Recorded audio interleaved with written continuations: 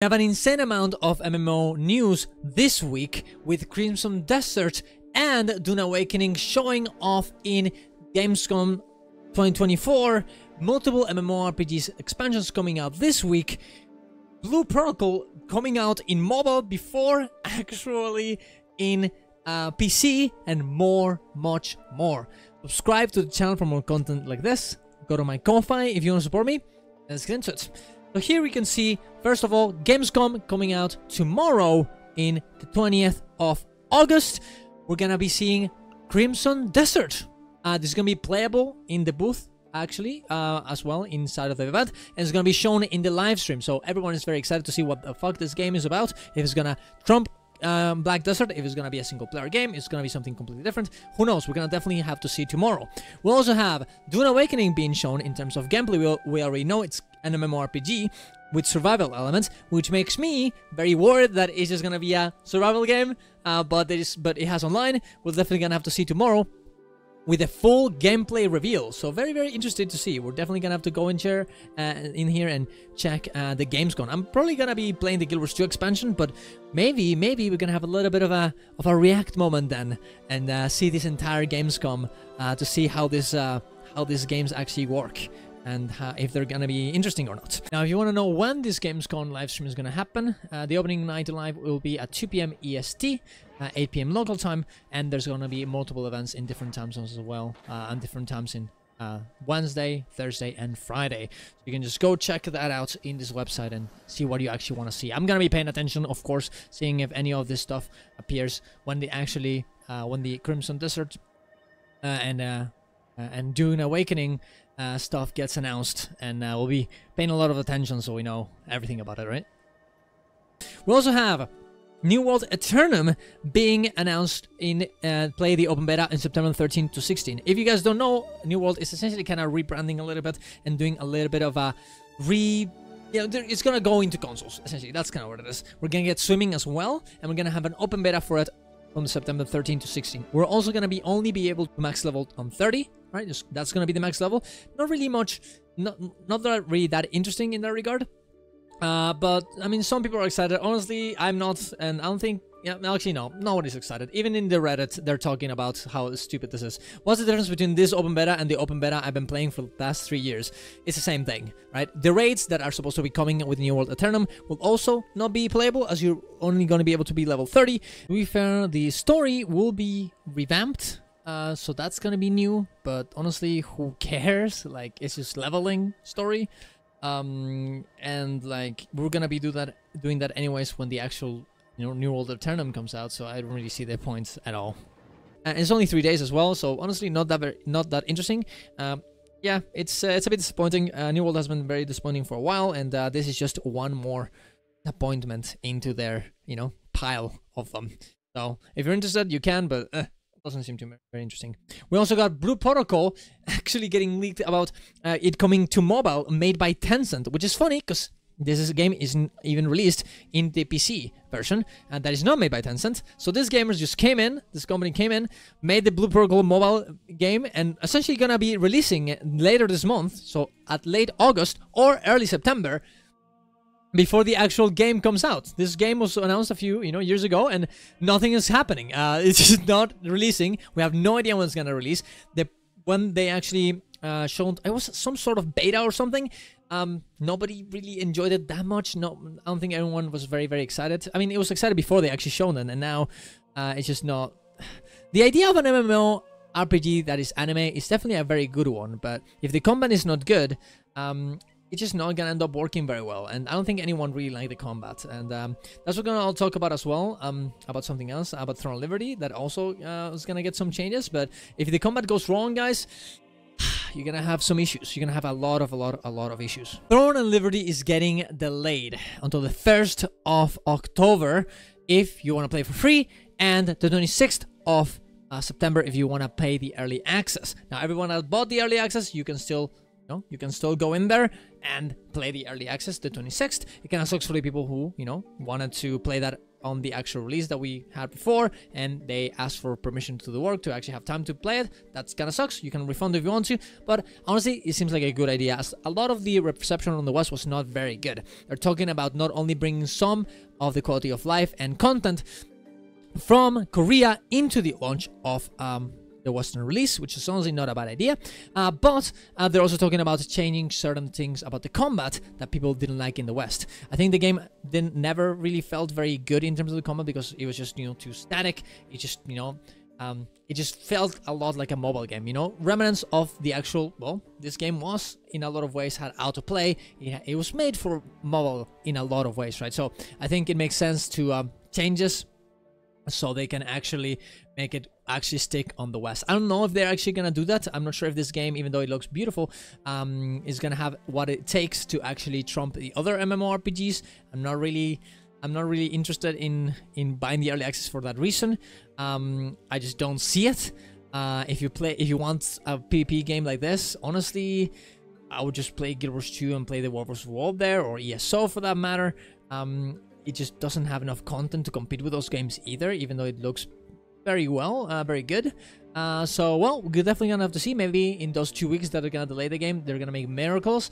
I doubt it, but we'll definitely have to see. RuneScape is getting an insane amount of content in terms of this roadmap. They're getting new dungeons, new skilling balls, new group Iron Man, new story quests. Look at all this stuff they're getting from here to from autumn until the end, well, the mid of 2025, with ending with a huge expansion area coming in the late 2025. New combat bosses, new skilling updates, an insane amount of stuff. If you really like RuneScape, and a lot of people play old school RuneScape mostly, but if you like this, you know, even that, I think it's definitely worth trying out the new version of RuneScape.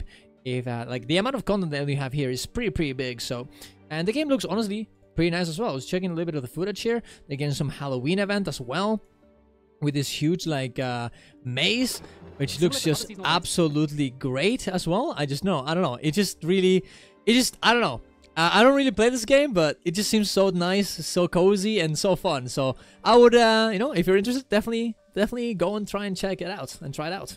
We also have World of Warcraft new expansion coming out this week on Thursday for the early access, and the next week if you don't have the early access. I wouldn't really recommend you buying the early access. I don't see the point unless you're really invested in the game. You can go check my other video that I made about whether you should do it or not, and you have it right here. The expansion has a lot of cool stuff. Of course, it's the first of the World Soul Saga. First with the War Within, Midnight, and Last Titan, the first one in here. And of course, we're gonna see how it actually ends up working. We have 4 zones, as always, a lot of content here. Isle of Dorn, The Ringing Deeps, Hallowfall, Askahet. You know, very interesting zones. We're definitely gonna see how they are. We have new delves, single player content, kind of like what we used to have with the islands. No islands. Delves, single player new content with a little bit of roguelike elements into it. Sounds very fun, and you can play with other people as well if you don't want to do it alone, up to 4 friends, or with NPCs companions. We have warbands that makes every one of your characters share progress in terms of transmog with each other. A lot of good quality of life that honestly made me not want to play the game before, and now with this, maybe I'll try it out again. Maybe I'll try and collect some more stuff and be interested in that. Hero talents, essentially new specializations out of the normal specializations, right? If you're a Retribution Paladin, you're gonna be able to go for different hero talents and becoming a better Paladin of that. You know, of course, you can see here the Druid. You can become a Keeper of the Grove or a Lune's Chosen. Very cool roleplay stuff here, and with new abilities as well, which is very cool.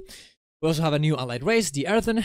You know, they're supposed to be Mr. You know, little dwarves that live down here. The Titanforge race made of living stone imbued with the Astor's World Soul. Pretty interesting.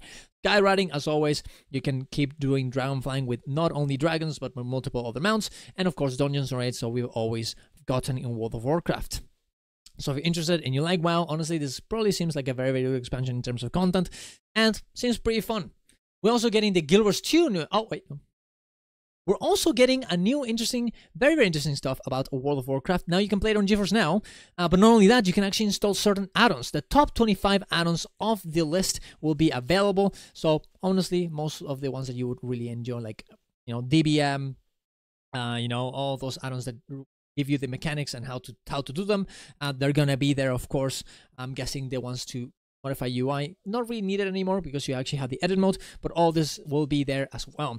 The ones notable ones that you're not gonna be able to get is Trade Skill Master and Simulation Craft in GeForce Now. And honestly, I'm so happy about this because the GeForce Now is great, but playing World of Warcraft without add-ons, it's fucking impossible. There's just no way.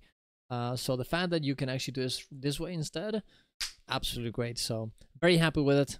But if you really want to try WoW and you don't have a PC for it, not a bad idea to actually try this out here. Not have to install a 80 gig video game. You can just get in here, try it on GeForce Now, like it or not, then just get out without having to install the entire thing. So pretty cool. We also have the Guild Wars 2 expansion coming out this week with a lot of new content. Pretty cheap as well, only $25, and you're gonna get 2 new zones and new homes. That's so essentially new housing, which honestly I'm very excited for. It seems like honestly, in a lot of ways, the best housing we have in MMOs. They have really everything they other MMOs have, but also they have you can farm, you can put your home nodes in there to actually get rewards from it and harvest them every day. You can make jumping puzzles, you can make mount races, you can do a lot of stuff.